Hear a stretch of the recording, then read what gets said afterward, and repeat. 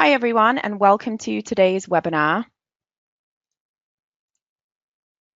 The Emotional Connection and the Missing Trait in the Guest Journey.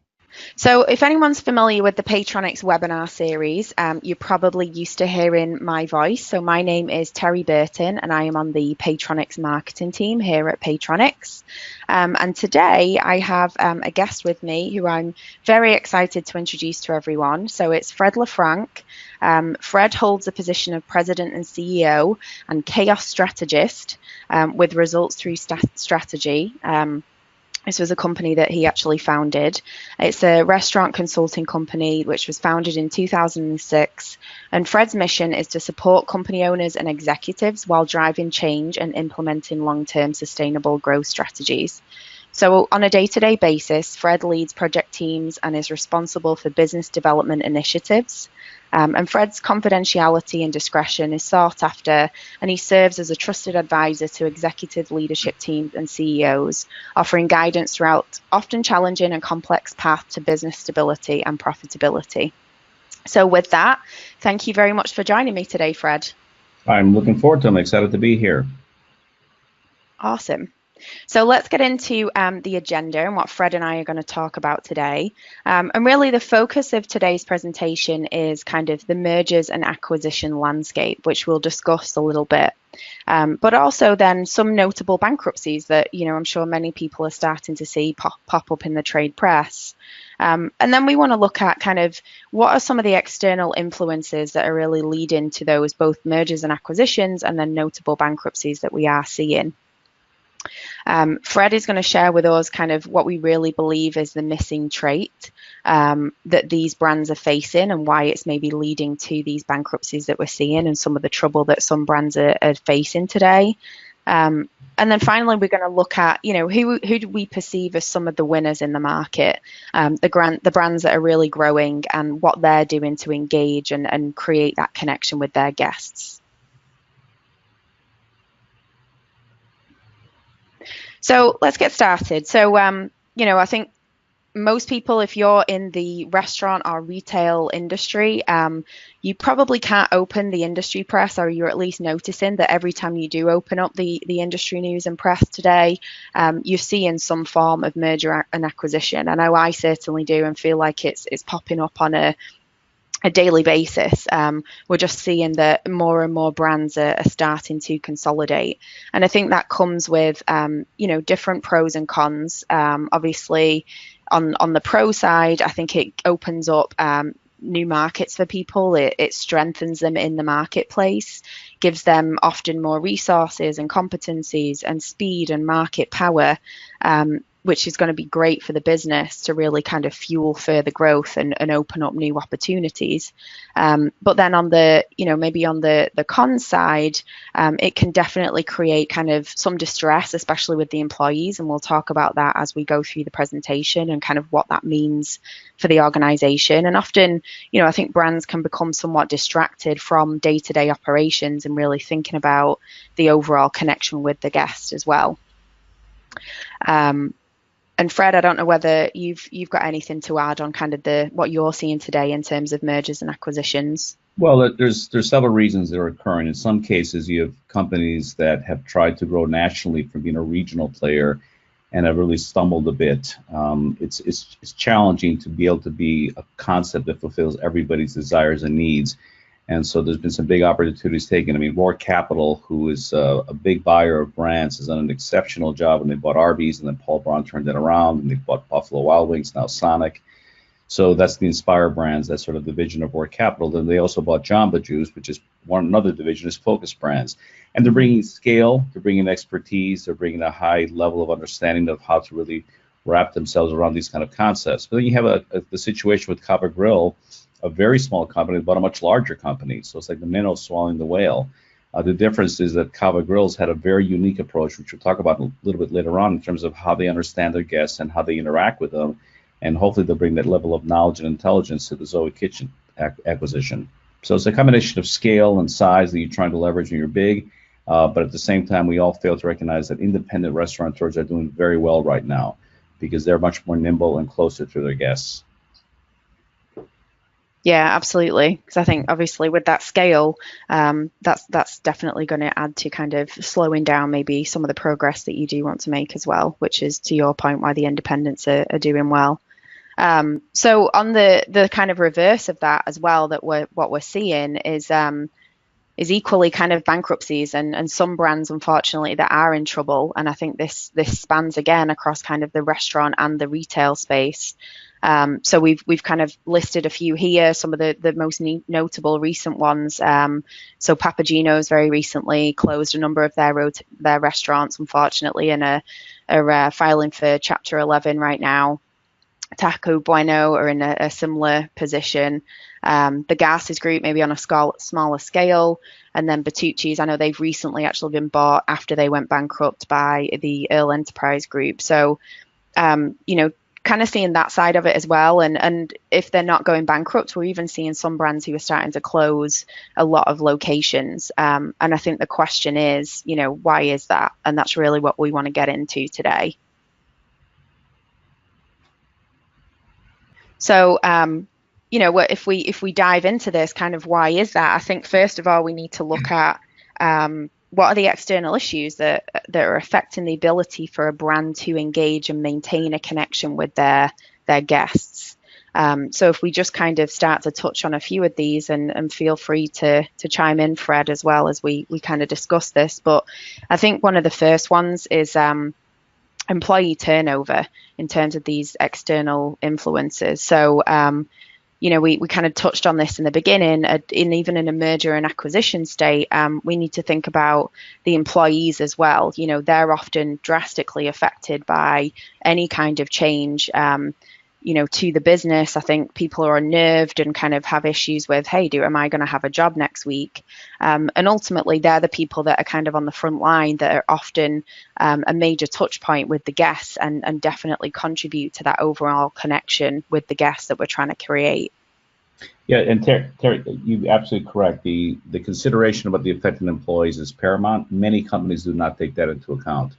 And even though we're going to be talking about guest engagement beyond the four walls of the restaurant, it's part of an ongoing relationship with your in-house experience as well as your off-premise experience as you're engaged with guests through digital devices nowadays. So you bring up an excellent point. Yeah, yeah. And then another piece, I think, is weather.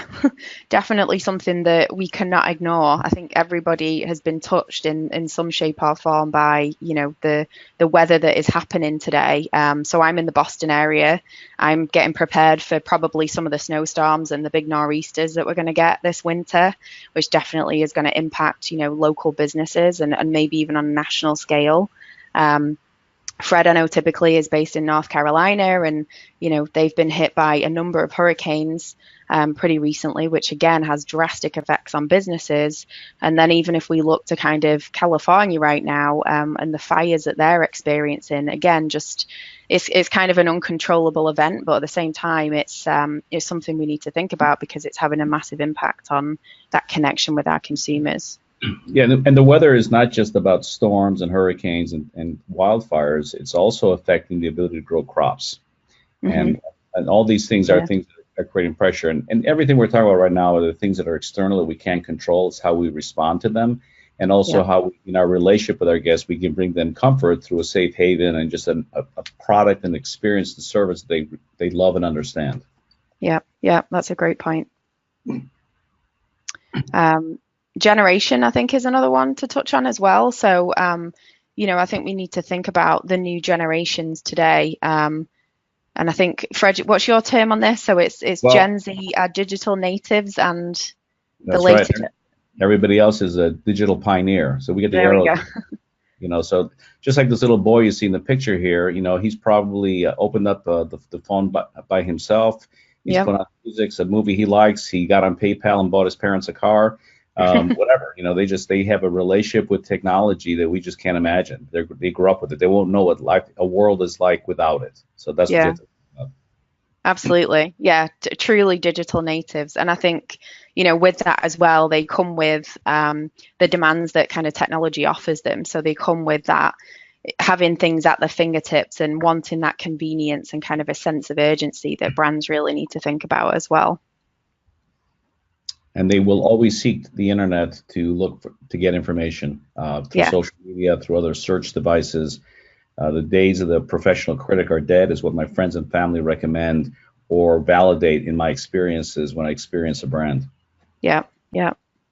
I think now, especially in the restaurant space, I don't think anyone really goes to a new restaurant without first going to some kind of review site so they can see what others have thought of it. So yeah, absolutely. Um, so then we've got, kind of leading on from that is really technology.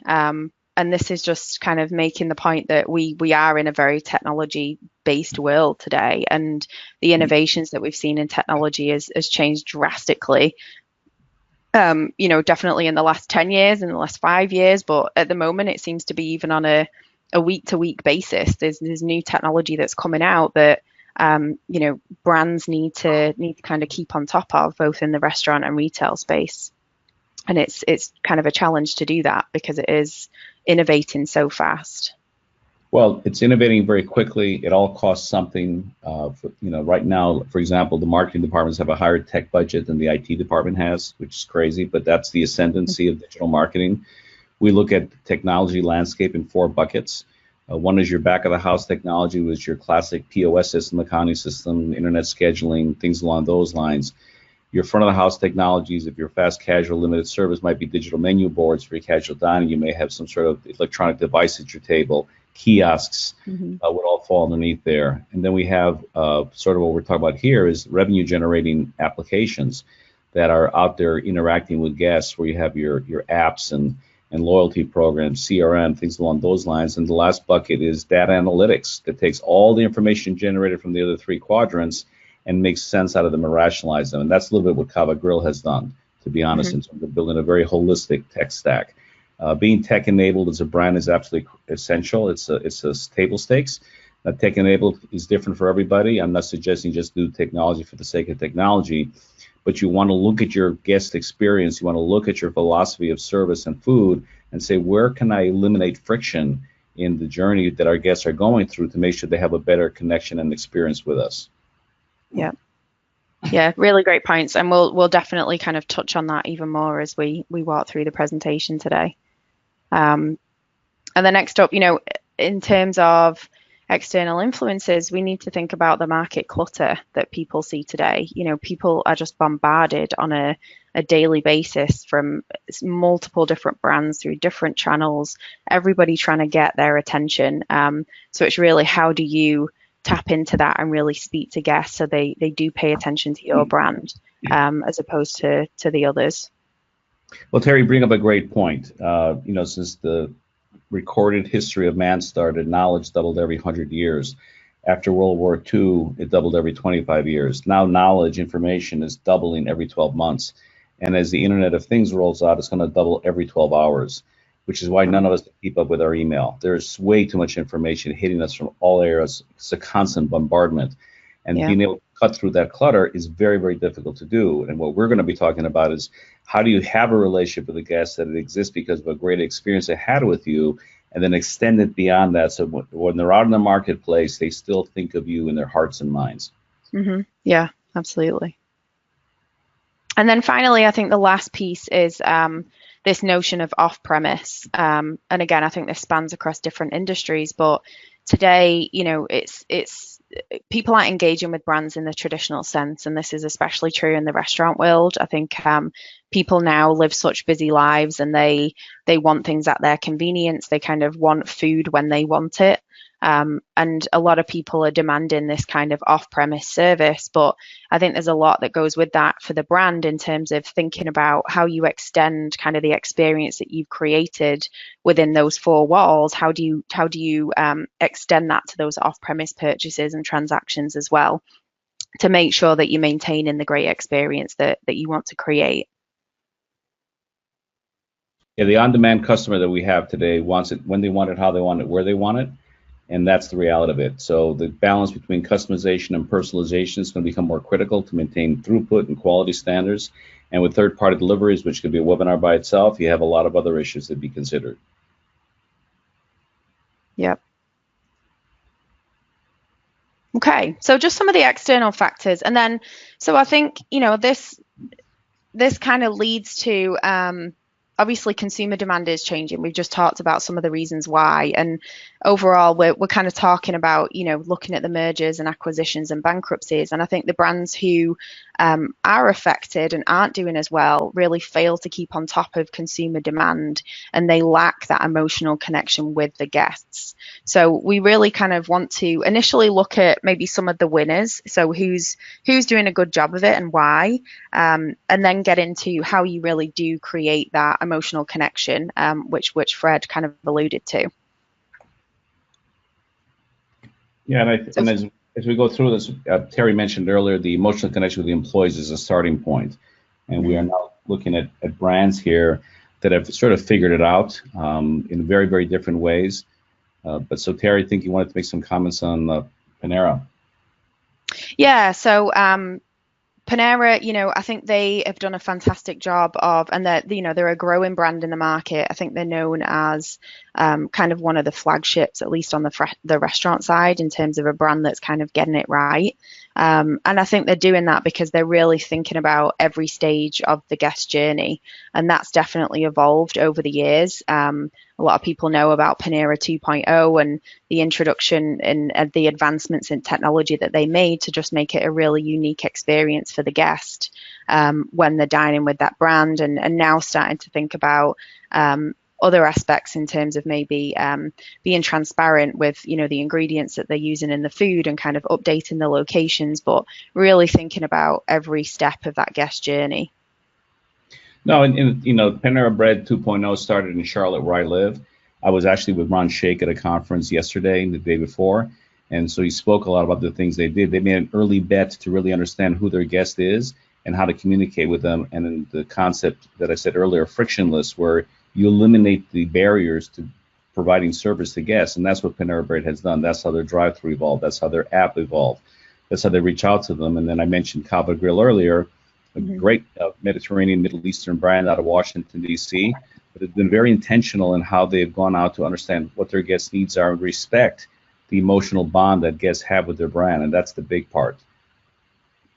Yeah, absolutely. And that's delicious food, by the way, if no one's been to a Kava. So, and then kind of on the, the retail side and looking kind of towards the C-stores, we've just kind of put, two brands up there, which I think are kind of doing an exceptional job in terms of that, creating that emotional connection with the guest. So, the Wow Wows of the world have kind of taken a traditional C-store to the next level, and they're really thinking about how they can expand their business and how they can change kind of what they offer to the market to appeal to new markets and a broader audience of customers. So they're known for, some of the food that they offer. So that's starting to compete definitely in the restaurant space. But again, utilizing technology as well to kind of, as you said, Fred, kind of take the friction out of the consumer experience to really create an overall a great experience for the guests. And Yes Way are kind of doing a very similar thing as well, especially on the technology side, just starting to introduce kind of, obviously rewards programs and online ordering, a mobile app, just kind of stepping up the game there. Okay. So with that, we kind of really want to get into the guest journey, and Fred, I think I'll let you take us through kind of what an ideal state would be for guest engagement. Well, thank you, Terry. So one of the things that we do at Results Thru Strategy to help restaurant companies understand how to do this and have intention and to really building the relationships, we start with the guest journey. And the guest journey in the old days used to be, started or begun at the front door. You'd have the guest experience, whether it's limited service or full service, and then they'd leave, and that would be it. But nowadays, the guest journey begins on social media.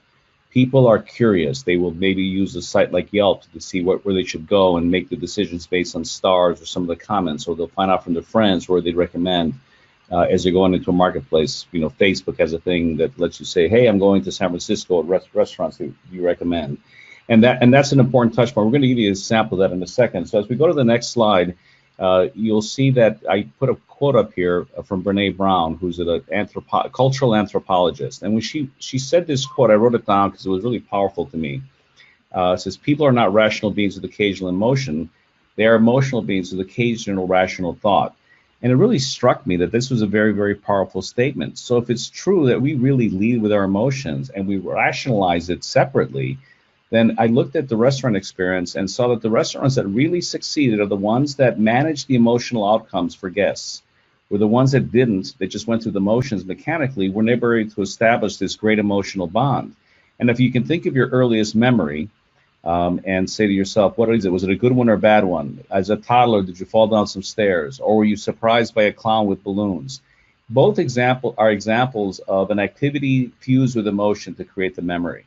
And if you want people to come back, create a memorable experience, you've got to give them a reason to come back that is emotionally founded, not intellectually founded. And so as we go to the next slide, you'll see that we talked briefly there about the fact that the restaurant experience is an intangible event, and that what the companies don't do is to map the journey. So you determine, what do we want people to experience at every touch point we have? So we use something called the sensogram that Martin Lindstrom developed in his great book, Brand Sense, to make it a multi-sensory experience. And then as we do that, once we map this thing out, this emotional outcome, we use it as the outline for our training program. If you review your training programs after this webinar and read them with a different perspective and ask yourself the question, does our training program focus on creating an emotional outcome in the guest interaction? You will see, in most cases, 99% of the time, the answer is no.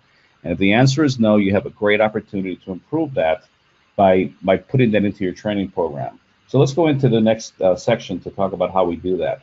You know, what is it? How is value added and how are guests dazzled? So the first point is just the multi-sensory experience. It's that simple, and we take it for granted. We're very much like, you know, a fish in a bowl of water.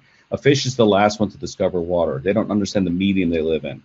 We as humans just use our senses all the time, so you don't stop to think about the effect and influence it has on us. But when you're designing a restaurant, and it's funny because I talked to a designer recently who said she now designs restaurants for Instagram.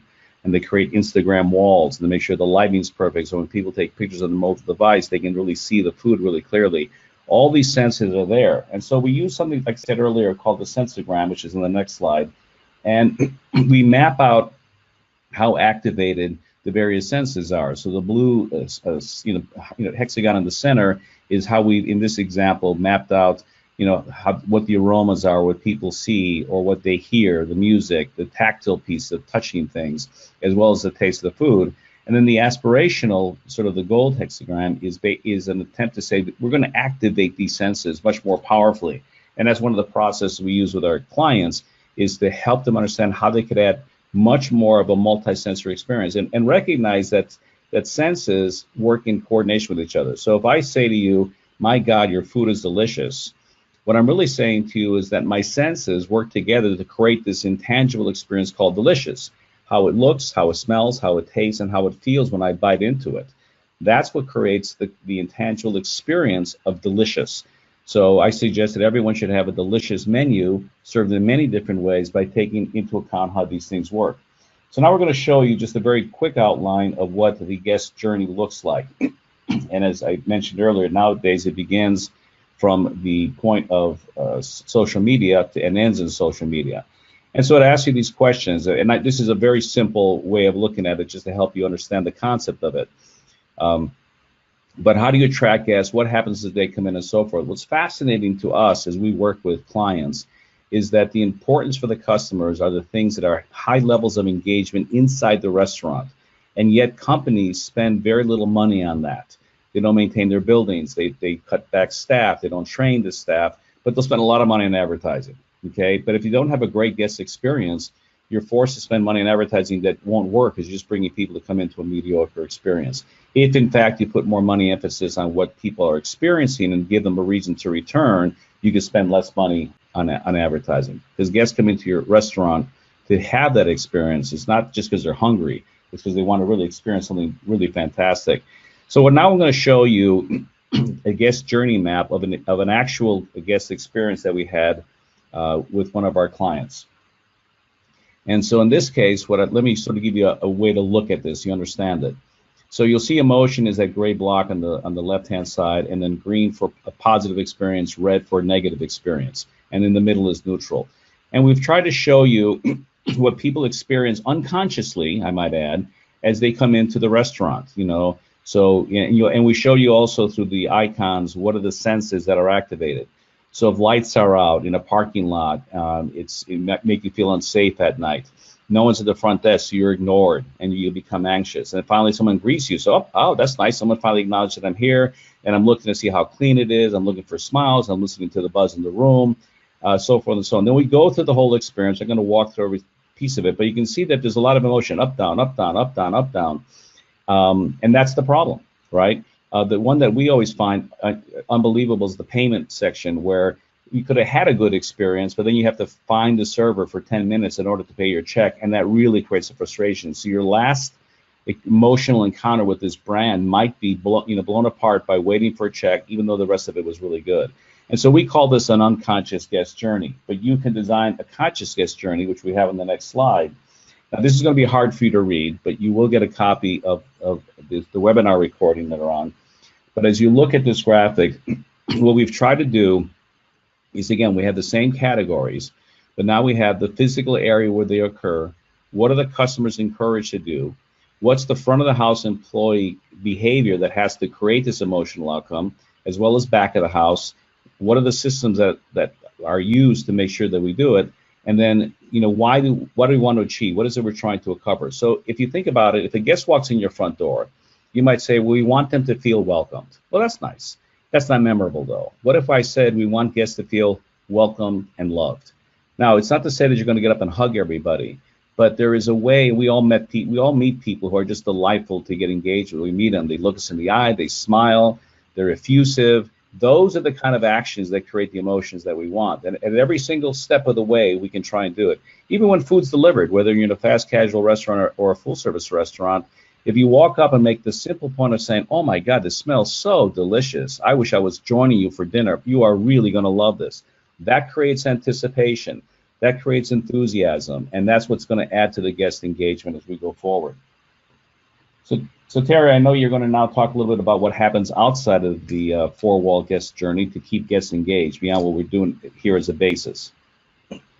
Yeah, absolutely. Thank you, Fred. And I think, so that's all tying it to emotion, which definitely is key, and thinking about those emotions, as you said, throughout that guest journey. And I think, so what we want to touch on now is really how we can use tech in a powerful way to kind of really drive those emotions as well. So social media being one piece of that, and you noted, and we talked about it before, that's often probably one of the first ways to be able to get a guest into a brand, and then to continue to engage with them. But I think there's other ways. We look at some of the winners, if you like, how they are utilizing technology as well to make sure that they have that emotional connection through each stage of the journey.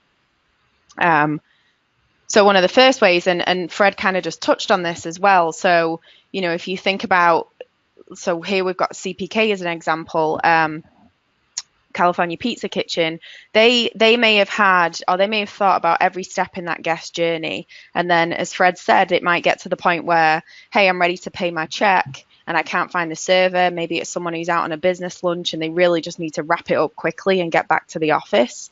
That can really put a dampener on the overall experience. So one thing that we've seen people do is kind of empowering the guest for them to kind of own that piece of the experience, which for them is going to create overall a better experience for that complete transaction.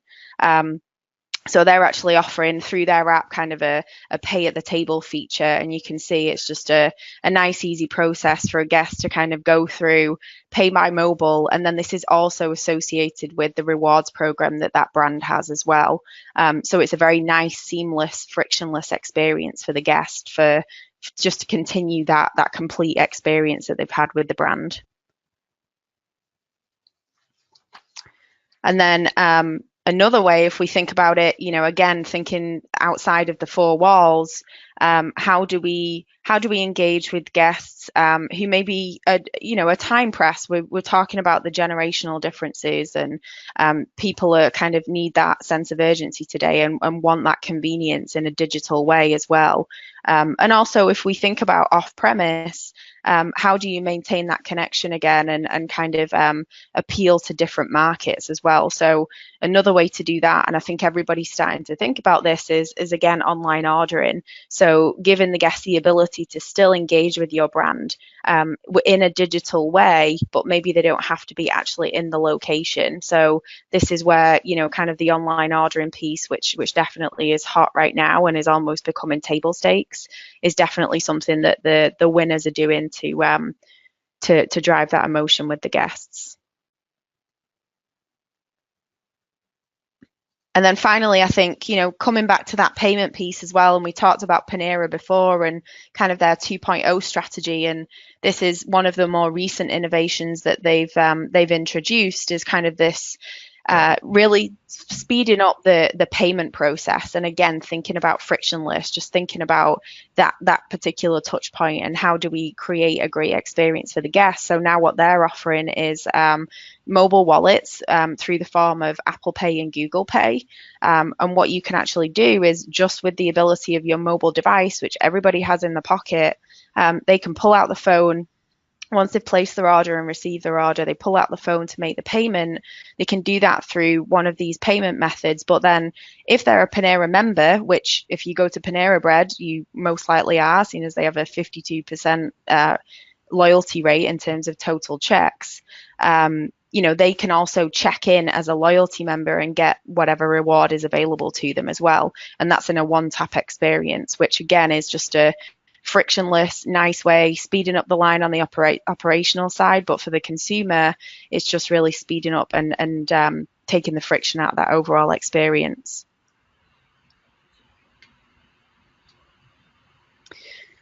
So then you kind of get into that's kind of on the tech side. Then we want to think about that guest experience and maybe the emotion and the joy and the happiness that you've created from somebody dining at your brand. And as Fred was talking to, we've done some of that through kind of social media and that extension. But I think another way to think about that is with one-to-one marketing. So this is really kind of getting into some of the tools that Paytronix can offer to give you that control to kind of create that emotional connection with the guest. And this is really where one-to-one marketing comes in. And I think this is definitely the future. So this is the thought of, we've gone from a situation where it was we kind of focus on maybe particular segments of guests and treat them in a certain way.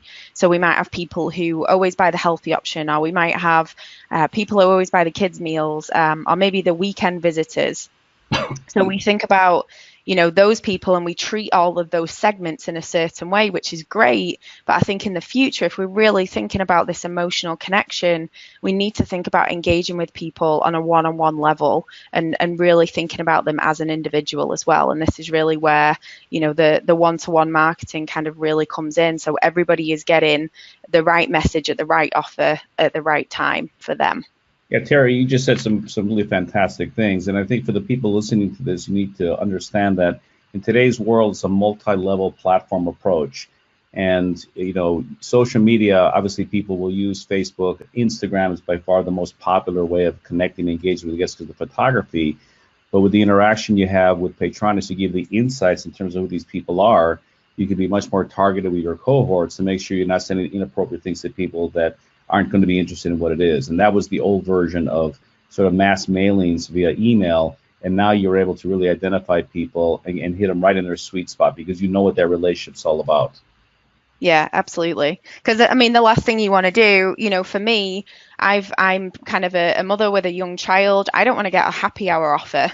I'm not going out for happy hour these days. That's kind of going to turn me off and think that the brand is not engaged with me and doesn't understand me as a member of their overall brand. Whereas if they're sending me a kids eat free offer, I know that they're speaking to me as an individual. So I think we need to start thinking about this because it definitely overall affects that overall emotional connection. So then, another piece of that, or a part of this whole one-to-one strategy, is kind of recommendation engines. So the thought of kind of really looking at past purchase history that the guests make, and then make recommendations based on that, on what they may like in the future. So, just really kind of personalizing, really understanding, utilizing that big data based on how they've engaged with the brand and the purchases they've made, and then just make it very unique to that particular guest to drive them to come back. And then the other side of that is kind of prediction engines. So, kind of really understanding from the data when the next purchase date or when the next visit date is going to be, and on a very defined daily level. So we're not just saying, oh, it might be in around the next 2 weeks. We can pretty much predict exactly when we think their next purchase is going to be. And then as a marketer, you can think about that ahead of time, knowing when that's going to be. And could we do something to just strengthen the connection with that guest, knowing that next transaction is coming up with them and that next experience for them?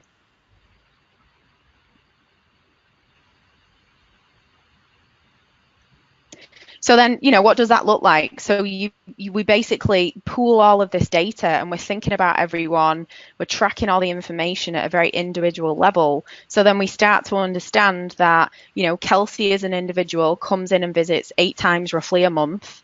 But so as a result of that, we kind of put her into what are all the potential messages we could send, the offers we could send, what kind of medium would she prefer, and that's going to give a very individualized offer for Kelsey, which is going to be very different from Camilla, who maybe missed 6 days of filling up.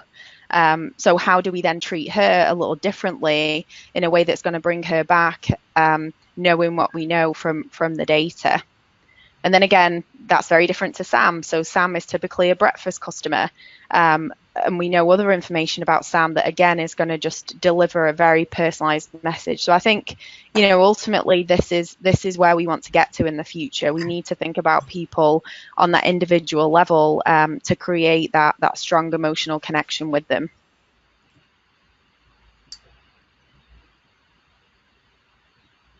Okay. Well, Terry, that was really some great stuff, and it really shows you just both sides of the thing, what the guest is going to experience, and how they get emotionally engaged, and the tools and the resources available for them to be able to do it. So, as we go through the summary here, the first and biggest point we started with is just this giant consolidation happening among larger regional and national chains, but the local restaurateurs are doing very, very well. That's what the data does not capture. So two things that will happen is very bifurcated experiences. And those of you who travel or just experience your own hometown will probably see that where chains might be struggling, but independents are thriving. The next thing is, I think we made the point very strongly, is to consider every stage of the guest journey and map it out. That process of mapping out your guest journey and understanding the emotional and physical touch points and how to activate a multi-sensory experience will reap you great rewards, and share that with your employees. That's, like I said earlier, is how we develop training programs and then have conversations with our employees so they understand that they can actually affect the outcome based on how they treat the guests. And so I talked about the multisensory experience with the sensogram. Go around, see how you're currently activating the senses, and then ask yourself the question, what could I do in the area of visual? What could I do with aromas? How can I enhance taste? Tactile covers many different things, because when we think about it, the largest organ on our body is our skin. So how, it's interesting we use words of temperature to describe people. Oh, she's very warm, or he's very cold. That's because we experience them through our skin. And so those are the things that we have to be more thoughtful about. And I know, Terry, you want to recap a couple of other things that you touched on. Yeah, so I think, it's kind of meeting the consumer where they are as well, and looking at, we looked at some of who we perceive are kind of the winners in the market, how they're really utilizing technology at the different stages of the guest journey to kind of reduce that friction, and meet today's consumer where they are. If we're thinking about, the kind of generational trends that we're seeing and what the consumer demand looks like today. And then just finally, kind of one-to-one marketing, like we've just literally talked about. So this really is the future. I think we need to think about this as marketers. Definitely the mass market approach. If we're thinking about everything that Fred's talked about with the guest journey, is just not going to fly in the future. And we think about kind of the market clutter that guests are facing today. True one-to-one is really what we need to be thinking about if we are going to cut through, reach people, have them pay attention to us, and create and extend that emotional connection. Great. So that brings us to the end of today's session. Hopefully everyone found some really useful tidbits in there, and we do have time for some questions as well. And I think, let me just take a look. I think we got a few in on the question box, but if you do have any questions, feel free to just pop them in the question box on the GoToWebinar interface. So I guess we've kind of touched on some of this, but maybe we could expand on it. So one person asked, guest experience is so important. How do you really speak to guests and cut through the clutter? And this was maybe more towards the beginning of the presentation, but is there anything you would add to that, Fred? Well, I think if we recognize that when they're in your premise, that's the time to establish that emotional relationship. And if you have that, it'll carry out when they go into the real world. And that's what cuts it out. So if you can imagine this multi-platform campaign where you might be using your Instagram account that they've joined your Instagram page, and now you shoot out some great pictures of food or people in celebration, and that would remind them of their own memory and experience of them having been there. That's what's going to do that. And then it allows you to then, if you're again on your smartphone, that's the biggest revenue generating device we have now. If you're going to go to your web page or your loyalty app for that brand you're connected with, powered by Paytronix, you can now look to things that they're offering as specials. You might, if you're at work, you want to have it delivered to you. All the different ways of doing that is how you begin to activate that. Yeah, absolutely. And then we've got another question, actually. So I guess this is more for me. Pay at the table that we showed for CPK, is that something that's available through Paytronix? So yes, it is. It's a feature that we offer through our mobile platforms, obviously more suited to table service environments. But yeah, that's something that's available through Paytronix. And we actually have some case studies from CPK on the website if you wanted to learn some more about that as well. Another question, Fred, and I think this is more towards you and maybe what you offer in a service, but if someone maybe wasn't doing all of this today and wasn't thinking about all the different stages in the guest journey, where do you think the initial place to start would be? Well, what we have done is we've just developed a process. It takes about a day to do it. And we do two things. We do the guest journey, which I gave you an example of here, and we do map it out. You tell us where your major touch points are, and then we go through those various actions that take place and the things that we bring into it. And we start with the process saying, what are the negative emotions that a guest will experience? And we list them all out. By the way, that's easy. We actually developed a cheat sheet of all the emotions someone could experience. And then what are the positive ones you want? And then we select the ones that we think are the most powerful, and then we start defining the behaviors to create that. As I mentioned earlier, once you have the map of the guest journey, we use it as an outline for the training program. The next exercise we do is to map out the employee journey, because employees have emotions as well. And we talked about the importance of employee engagement, especially in today's world where there's so few of them available, and that's becoming a big problem. So how do you connect your employee to a brand's purpose so that their job has meaning? And we map out the employee journey from recruiting to interviewing to hiring to first day on the job and onboarding, and then, of course, the employee employment, the engagement, and the development throughout their employment. And that's also very revealing. All the people that we've done it with are just blown away by what they learn about what they're not doing with their employees. So they claim to say that their employees are the most important asset. They finally find out they're not really treating them that well. And with very little effort, you can change the entire experience for them. And so that process is something that we do on an ongoing basis. And you can contact me if you have any specific questions. Great. Yeah, and I definitely think we see, usually brands that maybe aren't successful on kind of what we focus on in guest engagement, it's often because they don't have that operational side in place and they don't have the employees on board with what their vision is for the guest engagement program. They're the ones that don't do so well. If you look at Panera as an example, we keep using them, but they're doing a really great job, and you can't walk into a Panera Bread without somebody asking you the question, hey, are you a member of our program? It's kind of ingrained in them, and that's why, at least if we focus on kind of successful restaurant engagement loyalty programs, they're doing kind of such a stellar job with that. So just one last question. I'm not sure if this is focused or targeted to me or you, Fred, so maybe we can both answer it. But do you have offices in Central America and Costa Rica? So on the Paytronix side, we don't, but we do support clients in those countries. Our offices are all in North America. And Fred, I'll let you answer that one on your side. Right. Well, we equally do international projects. We've done in Dubai and London, and we will take care of that. And to add further to that, hablo español porque soy de México y sí te puedo ayudar. So there's my response. There we go. Perfect.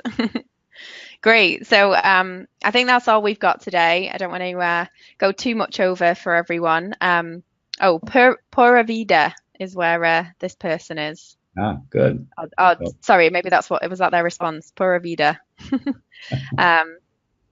Okay, so thank you so much, Fred. If you do have any questions afterwards, you can contact me directly. I'm at tburton@paytronix.com. And then some additional information. We are on all the different social media channels. And then we've also listed Fred's website, Results Thru Strategy, for his company and his email address. And also you can find him on Twitter as well. So thank you again, Fred, for joining me today. This has been a pleasure. Well, Terry, you're a delight. And anytime you want to do this again, let's do so. I had a lot of fun. Absolutely. Thank you. Bye. Bye-bye.